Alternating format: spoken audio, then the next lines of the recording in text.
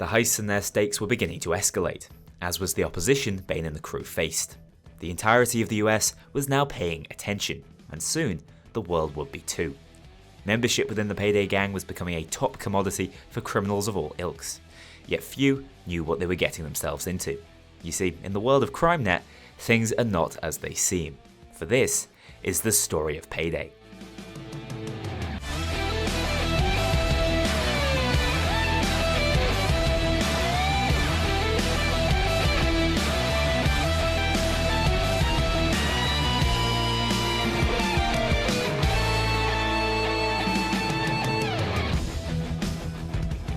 Been working to finalise the details of a new venture with the Elephant, involving a heist outside of US soil, trust Vlad to be on hand to mobilise the Payday gang again.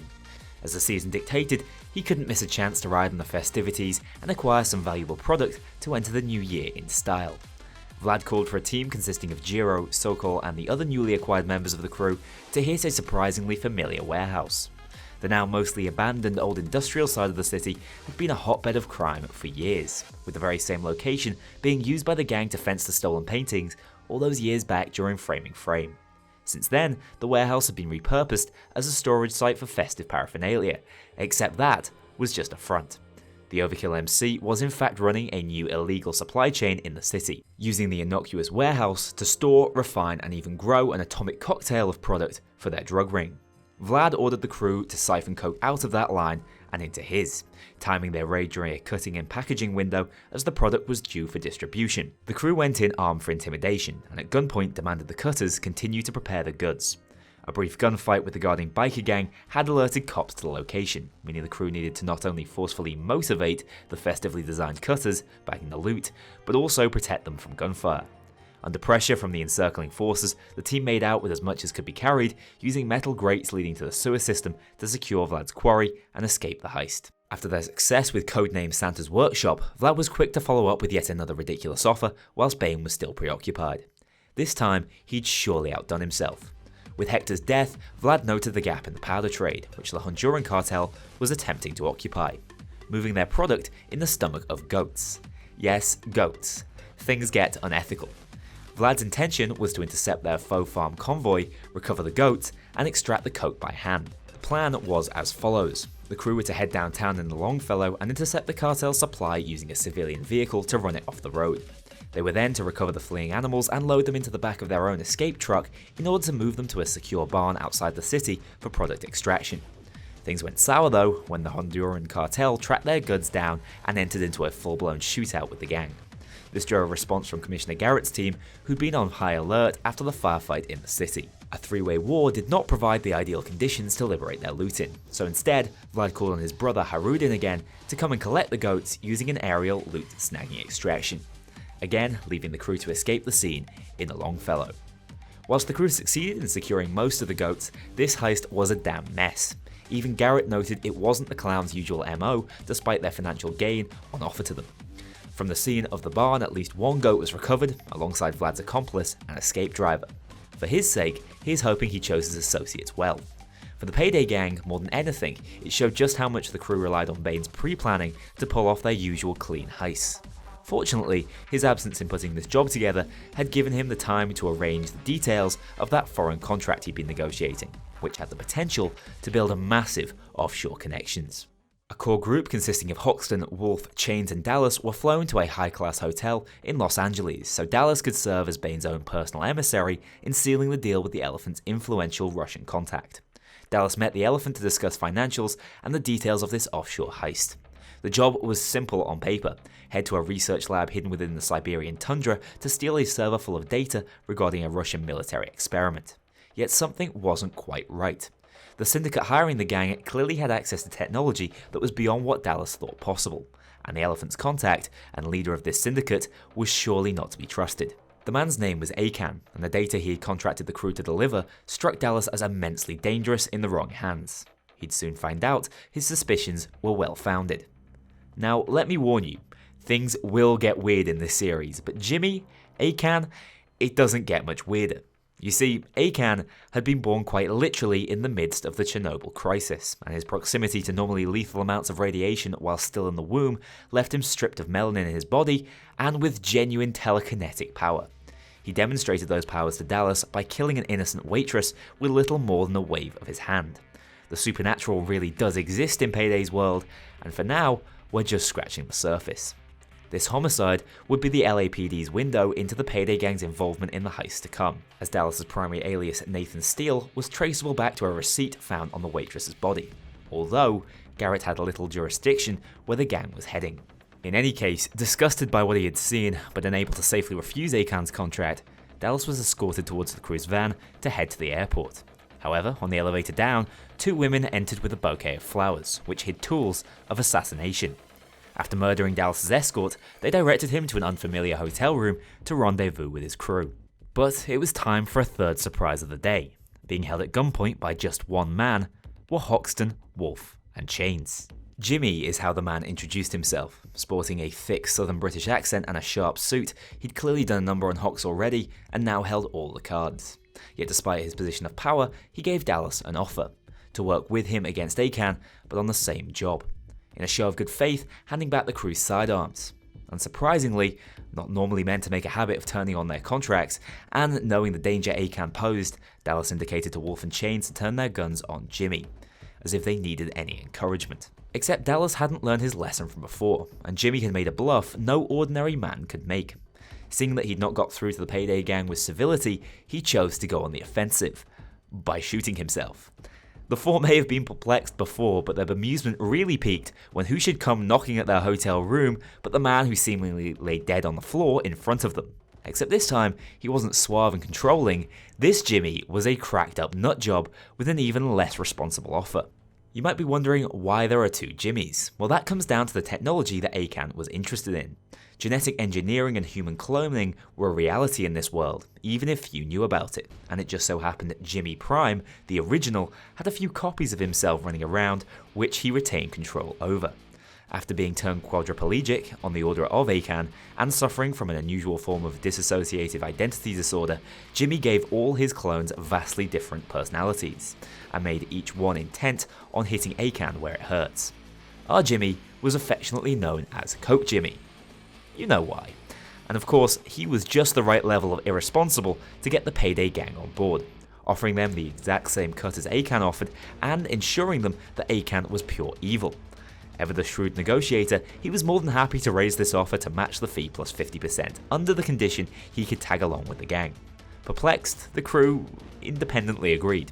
However, the crew's switch of allegiance was swiftly noted by Akan's men once his own bodyguards were found dead in the elevator. Rapidly, a well-equipped team of Russian operatives was sent to take out the gang's transport vehicle, moving an EMP necessary for the mission to the airport. Except, they probably weren't counting on Jimmy being aboard. Equipped with his own duct tape mask and a line or two to get the juices flowing, he showed that he was true Payday gang material, fighting off and killing the task force alongside the Core 4 to earn a place in the gang for good. Unfortunately, the bomb the crew had been moving to Russia for the heist was lightly damaged in the firefight, meaning a new equivalent EMP had to be sourced before they could launch an assault on the lab. As ever, when it came to illicit good acquisitions, murky water was the answer. But first, what was the deal with Jimmy? As I've mentioned, he was not a normal heister. In fact, this Jimmy wasn't even the real man himself, although it's not clear how much Bain and the gang knew about this. Either way, he proved himself to be dependable despite appearing as anything but.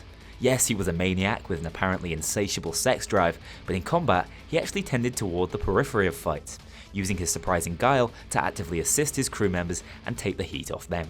I suppose it helps being essentially immortal. Payday gang membership was actually an objective of his to fund those addictions and further his research into genetic cloning. No matter his motivation, he was unsurprisingly fearless, but shockingly loyal, especially once Gage helped him out with a more fitting mask design. Back to the task at hand, Jimmy had intel on a secondary EMP being transported along one of the many murky water contraband routes, which was scheduled to stop off at a secret train yard.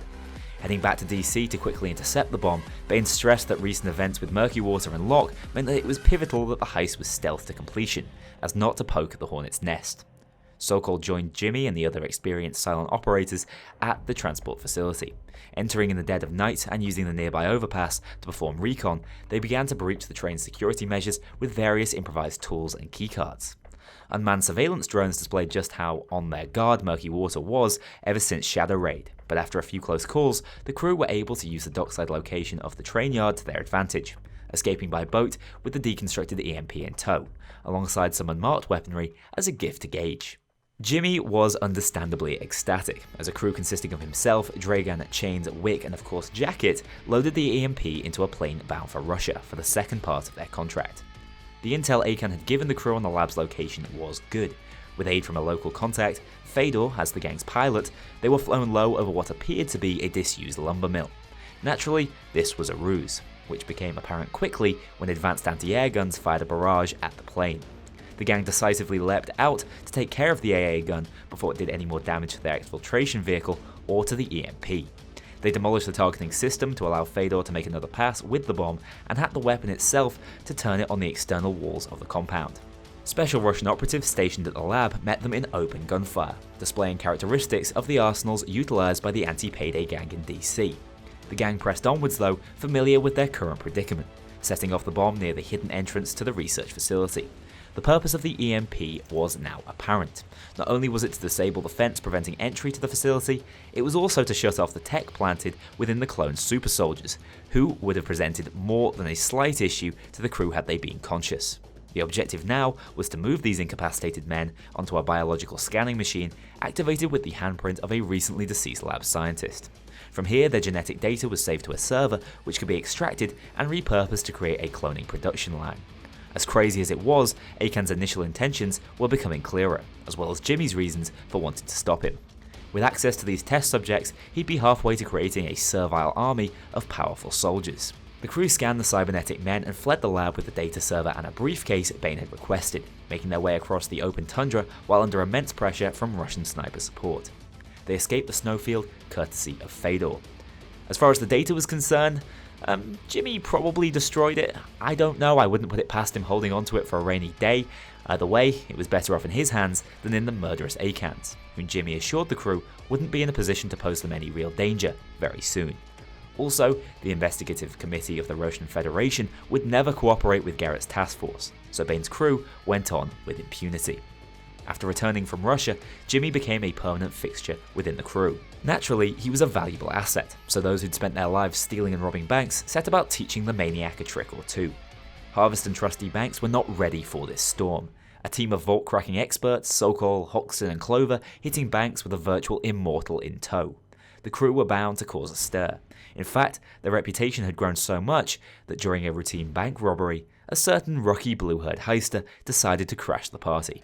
Sydney would soon become another ally of CrimeNet.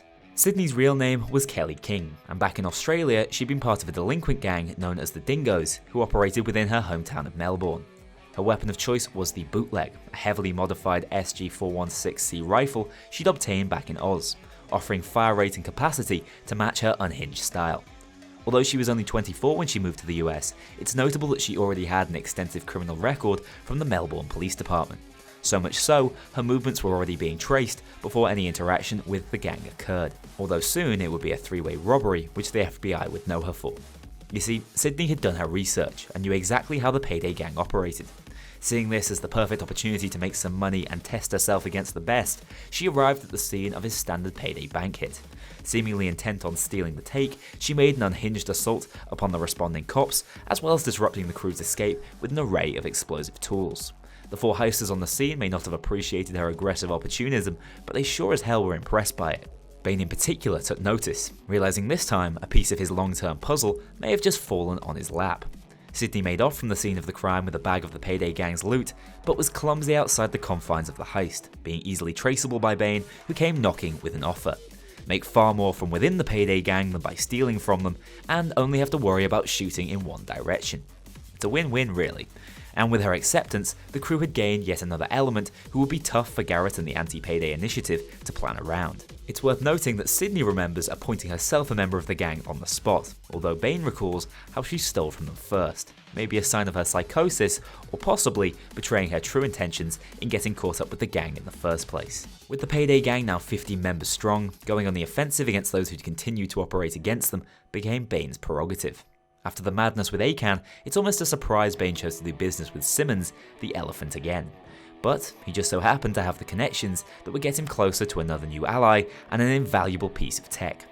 The Elephant had direct contact with the Overkill MC, that influential biker gang whom the Payday gang had alienated over numerous heists in the past, and he was willing to sever his ties with them for a continuation of his good relationship with CrimeNet.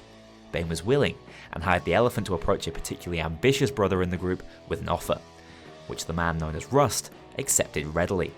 Turning up at MC's bar, Simmons used a large-scale drug purchase as a guise to isolate key members of the gang before this new contact could sever those old fraternity ties, harming the biker's chain of command and proving Rust's loyalty in the process.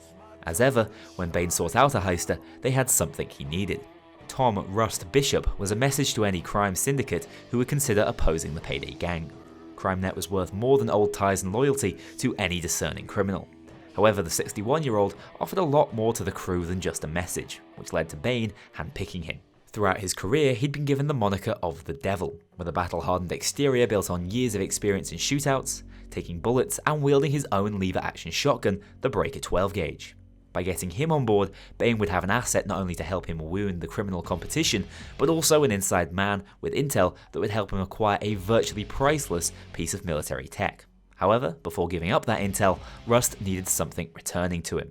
Dragon, Chains and Dallas were sent to meet Rust at an abandoned industrial site on the outskirts of the city, presenting him with his mask and divulging Bane's plan.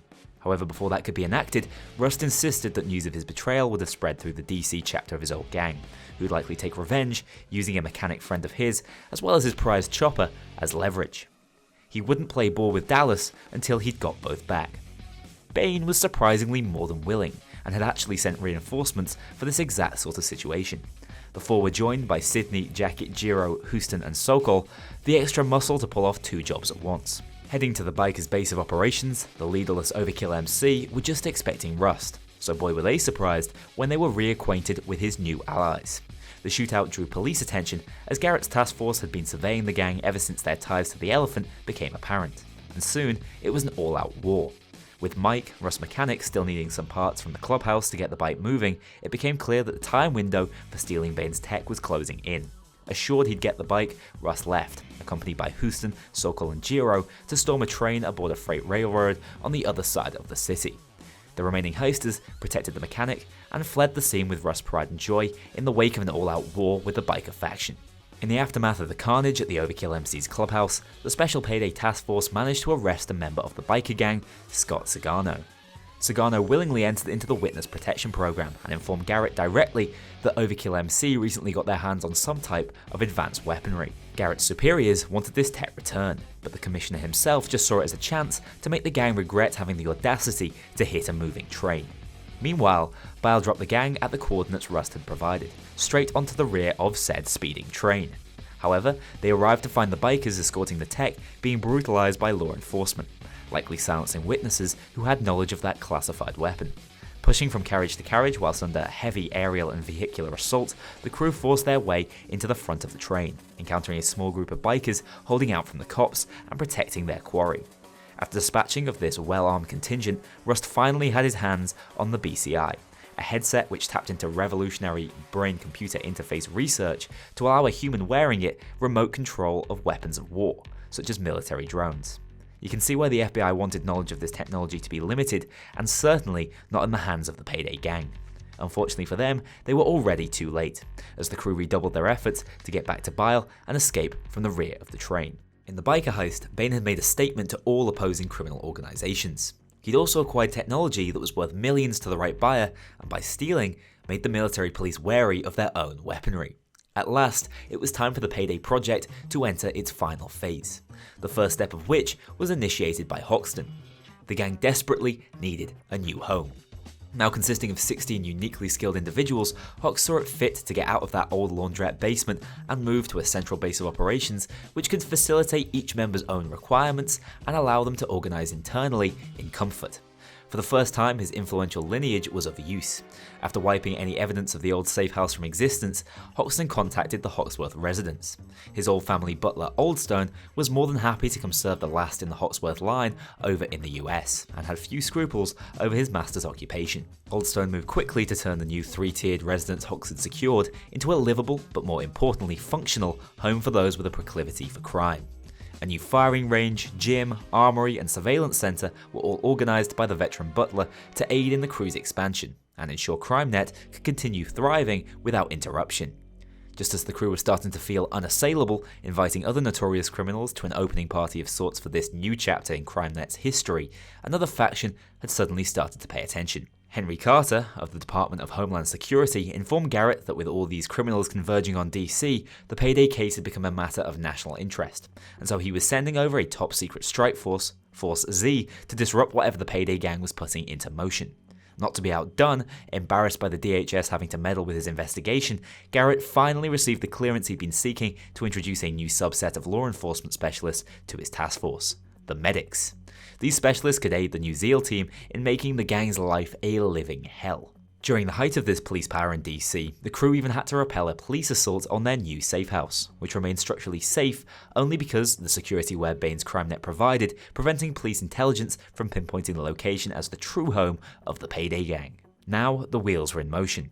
The Payday project posed a tangible threat to the status quo in the US, and whilst their ranks strengthened, so too did those of who opposed them. With just a few more answers to be found, and members yet to join, the focus would soon turn back to Baldwin, to Cagliostro, and to The Secret. As ever, thank you very much to my Mean Infamy patrons and above. If you want to join that infamous club to see yourself in the credits or get early exclusive access to my videos, including the story videos, check out my Patreon link below. Remember that Discord is open to all if you crave some more Payday discussion. Thank you very much for watching this video, and I'll see you all very soon for the next one.